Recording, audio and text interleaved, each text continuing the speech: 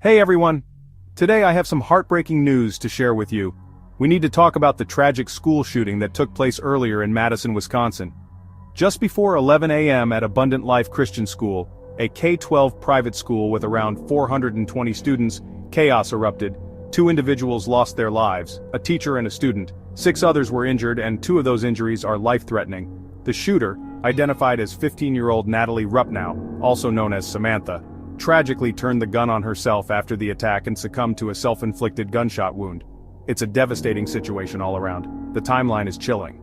At 10:57 a.m., a brave second-grade teacher made the 911 call that alerted authorities. Within 2 minutes, the first officer arrived on the scene, and by 11:02 a.m., the shooter was located.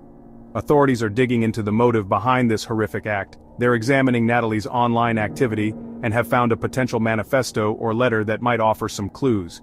It's a stark reminder of the complex factors that can drive someone to such a desperate act. The weapon used was a handgun, and officials are now working with the ATF to trace its origins and figure out how Natalie got her hands on it. There's an ongoing investigation into whether her parents were negligent, but so far, they appear to be cooperating fully with the authorities. In the midst of this tragedy, stories of heroism are emerging. School staff and administrators acted swiftly to protect the students. One report mentions a third-grade teacher standing between the door and her students, armed with scissors, ready to defend them. It's these acts of bravery that shine a light in such dark times. The community is rallying together. A candlelight vigil is planned at the Wisconsin State Capitol, and people are offering support and resources to those affected. It's moments like these where the strength of a community really shows. This incident has once again ignited calls for stricter gun control measures and bipartisan efforts to tackle gun violence.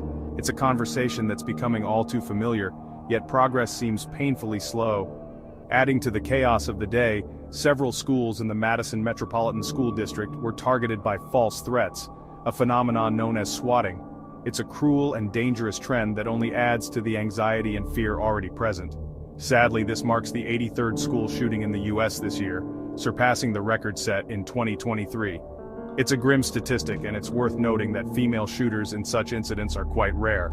As we grapple with this tragedy, it's crucial to keep the conversation going and push for meaningful change.